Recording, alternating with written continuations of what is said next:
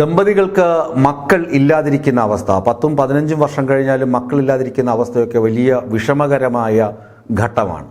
മക്കളില്ലാത്ത ആളുകളെക്കുറിച്ച് നമ്മൾ മുമ്പ് പലതും പറഞ്ഞിരുന്നുവെങ്കിലും ഇപ്പോഴും ആളുകൾ ചോദിക്കും, എന്തേ വിശേഷമൊന്നുമില്ലേ, കെട്ടി 3-ാം മാസം മുതലേ ആളുകൾ ചോദിക്കുന്നത് എന്താ നിനക്ക് കുട്ടികളായില്ലേ എന്ന ചോദ്യം. അത് പുരുഷനും സ്ത്രീയും ഒരുപോലെ നേരിടുന്ന പ്രശ്നമാണ്. ഇലോൺ മസ്കിൻ്റെ ഭാഷയിൽ പറഞ്ഞു കഴിഞ്ഞാൽ എന്താണ്, ലോകത്തെ ഏറ്റവും വലിയ പ്രശ്നം ജനസംഖ്യാ ദാരിദ്ര്യമാണ്. ജനങ്ങൾ കുറേ. അതുകൊണ്ടാണ് അദ്ദേഹത്തിന് ഇപ്പോൾ തന്നെ 3 ഭാര്യമാരെ 14 മക്കളുണ്ടെന്നാണ് പറയപ്പെടുന്നത്. ഇവിടെ എന്താണ്, കുട്ടികളില്ലാത്ത അവസ്ഥ നമുക്കറിയാം. പെട്ടിക്കട പോലെയാണ് IVF ചികിത്സാ കേന്ദ്രങ്ങൾ, ഇൻഫെർട്ടിലിറ്റി ക്ലിനിക്കുകൾ നമ്മുടെ കേരളത്തിൽ അങ്ങോളം ഇങ്ങോളമുണ്ട്.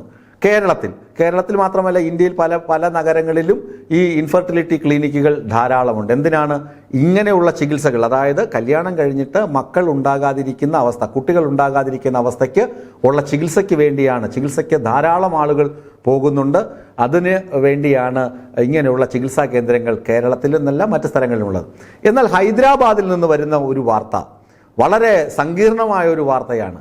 ഈ മേഖലയിൽ നടക്കുന്ന പ്രധാനപ്പെട്ട കച്ചവടം. കേരളത്തിലും ഇത്തരത്തിലുള്ള സംഭവങ്ങൾ മുമ്പ് ഉയർന്നു വന്നിട്ടുണ്ട്. IVF കേന്ദ്രങ്ങൾ കേന്ദ്രീകരിച്ച് കേരളത്തിൽ എന്താണ് ഒന്നാമത് ചെയ്തത്, ഗർഭസ്ഥ ശിശുവിൻ്റെ ലിംഗനിർണ്ണയം നടത്തിയതിന് റെയ്ഡൊക്കെ നടത്തിയത് എനിക്ക് നല്ല ഓർമ്മയുണ്ട്. ഞാനന്ന് കൊല്ലത്ത് ജേർണലിസ്റ്റായി ഇരിക്കുമ്പോൾ മനോരമയിൽ വർക്ക് ചെയ്യുമ്പോഴാണ് അത്തരമൊരു റെയ്ഡ് അവിടുത്തെ സ്വകാര്യ ലാബുകളിൽ, സ്കാൻ സെൻ്ററുകളിൽ നടക്കുന്നത്. അന്നത്തെ DMOയുടെ നേതൃത്വത്തിലായിരുന്നു ആ റെയ്ഡൊക്കെ നടന്നത്. ചില സ്കാൻ സെൻ്ററുകൾ അന്ന് താഴിടുകയും ചെയ്തിരുന്നു കൊല്ലത്ത്.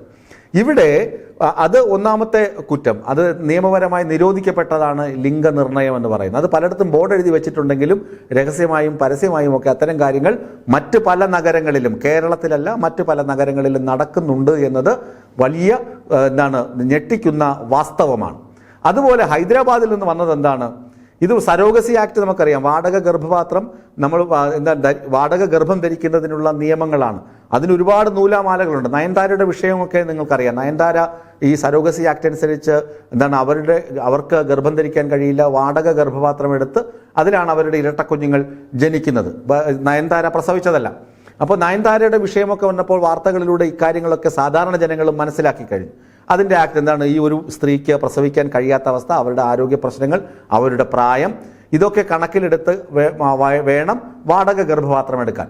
അപ്പോൾ ഹൈദരാബാദിൽ ഇതുപോലെ നിരവധി ദമ്പതികൾ ഈ വാടക ഗർഭപാത്രത്തെ ആശ്രയിക്കുന്നുണ്ട്. കുട്ടികൾ അവർക്ക് ജനിക്കാതെ വരുമ്പോൾ സ്ത്രീക്ക് ഗർഭകാലം സുരക്ഷിതമല്ലാതെ വരുമ്പോൾ അവർ വാടക ഗർഭപാത്രത്തെ ആശ്രയിക്കുന്നു. അതിന് ചെറിയ തുകയൊന്നുമല്ല, 1-2 ലക്ഷമൊന്നുമല്ല, 250 കോടി രൂപ വരെയാണ് പല ഈ ആശുപത്രികളിലും ചാർജ് ഈടാക്കുന്നത്.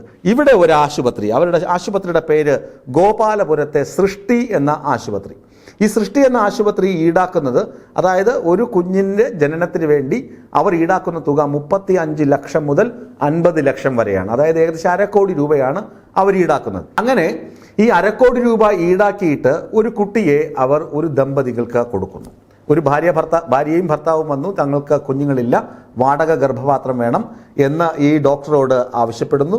ഡോക്ടർ എന്ത് ചെയ്യുന്നു, ശരി, ഇതെല്ലാം ശരിയാണ്, നിങ്ങൾ ഇത്ര ഫീസ് തരണമെന്ന് ആവശ്യപ്പെട്ടിട്ട് അവരിൽ നിന്ന് ഫീസ് ഈടാക്കുന്നു. എന്നിട്ട് ഈ ഗർഭകാലമൊക്കെ കഴിഞ്ഞ് നിങ്ങൾക്കിതാ ഒരു ഓമന കുഞ്ഞ് ജനിച്ചിരിക്കുന്നു എന്ന് പറഞ്ഞ് ഒരു കുഞ്ഞിനെ അവർക്ക് നൽകുന്നു.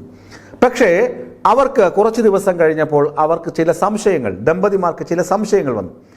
കുഞ്ഞുങ്ങൾക്ക് തങ്ങളുടെ മുഖഛായ ഉണ്ടാകുമെന്ന് സംശയം എല്ലാവരും പറയുമല്ലോ. അച്ഛൻ്റെയോ അമ്മയുടെ മുഖഛായ വേണം, പിന്നെ സ്വഭാവത്തിലെ ഒരു സാമ്യത, ജീനുകൾ അങ്ങനെ പ്രവർത്തിക്കുമല്ലോ. വാടക ഗർഭപാത്രമാണെങ്കിലും ഈ ജീനുകളുടെ പ്രവർത്തനമൊക്കെ അങ്ങനെയാണ്. അങ്ങനെ ഇവർ കുഞ്ഞിൻ്റെ DNA പരിശോധന നടത്തി. ഈ ദമ്പതികൾ DNA പരിശോധന, തങ്ങളുടെ കുഞ്ഞ് തന്നെയാണോ എന്നറിയാൻ DNA പരിശോധന നടത്തി. DNA പരിശോധന നടത്തിയപ്പോൾ ഇത് ഈ ദമ്പതികളുടെ കുഞ്ഞല്ല. അവരുടനെ നിയമപരമായി മുന്നോട്ട് പോയി. അങ്ങനെ നടത്തിയ അന്വേഷണത്തിൽ ഈ സൃഷ്ടിയെയും ഡോക്ടർ നമ്രത എന്ന് പറയുന്ന ലേഡി ഡോക്ടർ, അവരാണ് ഇതിൻ്റെ ചുക്കാൻ പിടിക്കുന്നത്. അവർ ഹൈദരാബാദിലെ പല ക്ലിനിക്കുകളുമായും ബന്ധപ്പെട്ടിട്ടുണ്ട്. പല ക്ലിനിക്കുകളിലും ഇതുപോലെ ദമ്പതികൾ എത്തുന്നു, തങ്ങൾക്ക് വാടക ഗർഭപാത്രം വേണം, തങ്ങൾക്ക് കുഞ്ഞിനെ വേണമെന്ന് ആവശ്യപ്പെടുന്നു. അപ്പോൾ ഈ ഡോക്ടർ നമ്രതയെ ബന്ധപ്പെടുന്നു. നമ്രത അവർക്ക് 10 മാസം കഴിയുമ്പോൾ കുഞ്ഞിനെ കൊടുക്കുന്നു. 35 മുതൽ 50 ലക്ഷം രൂപ വരെ വസൂലാക്കുന്നു. ഈ വസൂലാക്കുന്ന പൈസയ്ക്ക് കുഞ്ഞിനെ കൊടുക്കുന്നു എന്നതാണ് ഇവരുടെ എഗ്രിമെന്റ് കഴിഞ്ഞു. പക്ഷേ കുഞ്ഞ് ഒറിജിനൽ ദമ്പതികളുടെ ആണോ എന്നതാണ് സംശയം വരുന്നത്. അങ്ങനെയാണ് ഇവിടെ DNA പരിശോധന നടന്നത്. DNA പരിശോധന നടന്നപ്പോൾ നമ്രതയുടെ സൃഷ്ടി എന്ന ക്ലിനിക്കിൽ ഒരു പെൺകുട്ടി മാസങ്ങൾക്ക് മുമ്പ് അബോർഷന് വേണ്ടി വന്നിരുന്നു. ഒരു പെൺകുട്ടി അബോർഷന് വേണ്ടി വരുന്നു. ഒന്നല്ല, ഒരുപാട് പെൺകുട്ടികൾ ഇത്തരം ക്ലിനിക്കുകളിൽ അബോർഷന് വേണ്ടി പോകാറുണ്ട്. കാമുകന്മാരുമൊത്ത് പോകാറുണ്ട്, അല്ലെങ്കിൽ ഭർത്താവുമൊത്ത് പോകാറുണ്ട്. അങ്ങനെ അബോർഷൻ ആവശ്യവുമായി വന്ന പെൺകുട്ടിയോട് ഈ ഡോക്ടർ നമ്രത ആവശ്യപ്പെടുന്നത്, നിങ്ങളുടെ ഗർഭകാലം മുഴുവൻ ഞങ്ങൾ നിങ്ങളെ സംരക്ഷിക്കാം, ഒരു മനുഷ്യനറിയില്ല, നിങ്ങൾ കുഞ്ഞിനെ പ്രസവിച്ച് ഇങ്ങോട്ട് തരിക, പോവുക, കുഞ്ഞിനെ പ്രസവിച്ച് തരിക, പോവുക, നിങ്ങൾ എന്തുപോലെ അബോർട്ട് ചെയ്യാൻ പോവുകയാണല്ലോ, നിങ്ങൾക്ക് ഇത്ര ലക്ഷം രൂപ തരും. എന്താണ്, 1, 2, 3 മാസം കഴിയുമ്പോഴാണല്ലോ അബോർഷന് പോകുന്നത്. പിന്നീട് ഒരു 5 മാസം കൂടി നിങ്ങൾ, അല്ലെങ്കിൽ 5, 6 മാസം കൂടി നിങ്ങൾ ഗർഭാവസ്ഥയിൽ തുടർന്ന് ഈ കുട്ടിയെ പ്രസവിച്ചു കഴിഞ്ഞാൽ, അല്ലെങ്കിൽ ഗർഭാവസ്ഥ കാലത്ത് നിങ്ങൾക്ക് കിട്ടാൻ പോകുന്നത്, നിങ്ങൾ ഒരായുഷ്കാലം മുഴുവൻ ഏതെങ്കിലും സ്ഥാപനത്തിൽ ജോലി ചെയ്താലും നിങ്ങൾക്ക് കിട്ടാത്ത പ്രതിഫലമാണ്. അതായത് 10-15 ലക്ഷം രൂപ ഇവർക്ക് വാഗ്ദാനം ചെയ്യുന്നു. അതിൽ ഈ 10-15 ലക്ഷം രൂപ വാഗ്ദാനം ചെയ്യുമ്പോൾ അബോർഷന് വരുന്ന ഈ കമിതാക്കളൊക്കെ സമ്മതിക്കും. 15 ലക്ഷം രൂപ കിട്ടുകയല്ലേ, എന്തുകൊണ്ട് ഈ കുട്ടിയെ പ്രസവിച്ചിട്ട് ഇവർക്ക് കൊടുത്തിട്ട് തടി തപ്പിക്കൂടാ എന്ന് വരുന്നു കാര്യങ്ങൾ. അങ്ങനെ ഒരു പെൺകുട്ടി ഇതുപോലെ അബോർഷന് വന്നപ്പോൾ ആ പെൺകുട്ടി പ്രസവിച്ച കുഞ്ഞിനെയാണ് ഈ ദമ്പതികൾക്ക് ഡോക്ടർ നമ്രത കൈമാറിയതെന്ന് കണ്ടെത്തി. എന്നിട്ട് തുടർന്ന് അന്വേഷിച്ചപ്പോൾ ഇവർക്ക് ഈ ദമ്പതികളെ മാത്രമല്ല, ധാരാളം ആളുകളെ ഇത്തരത്തിൽ കബളിപ്പിച്ചിട്ടുണ്ട്. അബോർഷന് വരുന്ന സ്ത്രീകൾ, പ്രത്യേകിച്ച് സാധാരണക്കാർ, അതായത് ഈ മിഡിൽ ക്ലാസ് ഉണ്ടല്ലോ, മിഡിൽ ക്ലാസ്സിനും താഴെയുള്ള ആളുകൾ, വിദ്യാഭ്യാസപരമായി അത്ര മേന്മയില്ലാത്ത ആളുകൾ, അങ്ങനെ ഉള്ള ആളുകളെ ഇവർ ബ്രെയിൻ വാഷ് ചെയ്യും. ഈ 15 ലക്ഷമൊക്കെ വാഗ്ദാനം ചെയ്തിട്ട് 5 ലക്ഷമോ 2 ലക്ഷമോ 3 ലക്ഷമോ കൊടുത്താലും പ്രശ്നമില്ലാത്ത അവസ്ഥയിൽ കേസുകൾ ഒതുക്കി തീർക്കുന്ന സംഭവം നമ്രതയ്ക്കുണ്ടെന്നാണ് പോലീസ് പറയുന്നത്. 8 പേരെയാണ് പോലീസ് അറസ്റ്റ് ചെയ്തത്. ഇങ്ങനെ ഒരു ഡോക്ടർ ഇതിനൊക്കെ കൂട്ടുനിൽക്കുക എന്ന് പറയുമ്പോൾ അത് വളരെ വലിയ കുറ്റമായി ആരോഗ്യ മേഖല എടുത്ത് പറയുന്നു.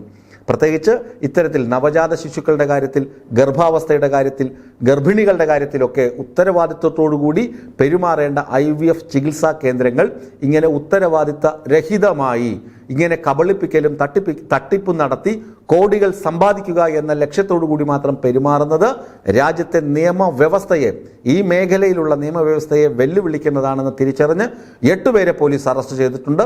തുടർ നടപടികൾ ഹൈദരാബാദിൽ പുരോഗമിക്കുകയാണ്.